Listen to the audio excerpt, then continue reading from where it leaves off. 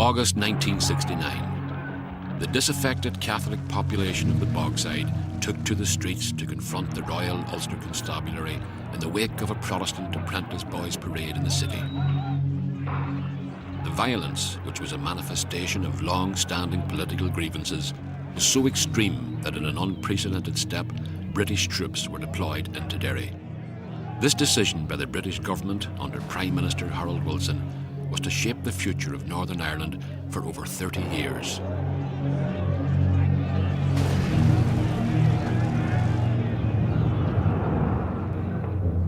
They moved straight into one of the worst hit streets on the edge of the Bogside, carrying with them their ready-made barbed wire barricades and lining up in battle formation across the street where the air was foul with smoke and tear gas.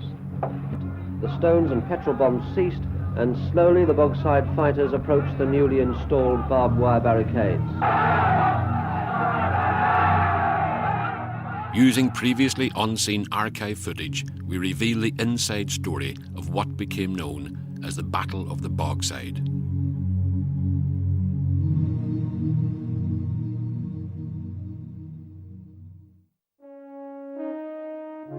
Northern Ireland, although part of the United Kingdom, had been ruled by a separate unionist government since 1921. Despite nationalists forming a significant majority in Derry, unionists manipulated the electoral system to secure power in local government and retain control of housing and employment.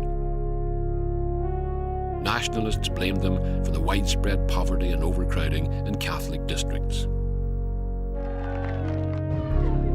In the months leading up to the battle, people had begun to take to the streets. They were demanding equality and democracy.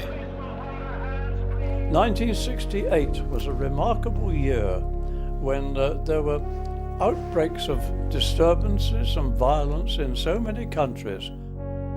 And in some ways, I think the Civil Rights Association that existed then, or was set up then, in Derry, was an offshoot of the general sort of disturbance, an air of disturbance that existed in other parts of the world.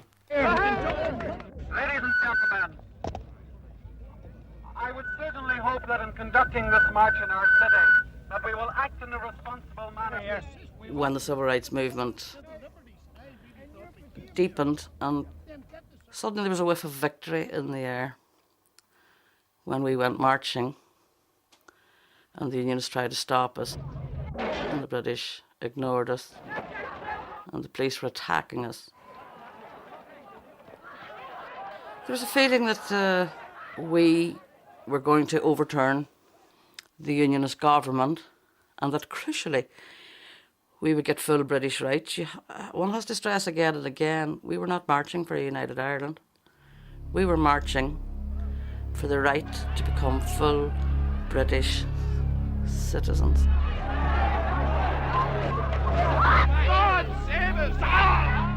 Well, as regards the 5th of October, rank and file police that I discussed that matter with felt that the police overreacted on that occasion. You know, this was a peaceful civil rights march, and okay, they were in breach of the order which banned them, but the consensus of opinion in the police, or any police that I spoke to about it, and most of these were Protestants, of course, said that was totally unnecessary, and showed us up in a very bad light. I knew what was coming, and I also knew when people round the world got the sight of blood being spilt, demanding work, houses, and universal suffrage, that the genie would be out of the bottle, and the unionist system, as we knew it then, would come crashing down about their heads. And that's exactly what did happen. I was a working class Protestant. That was my sort of social status, and that status led to my indignation, because when I was working in the city centre, I saw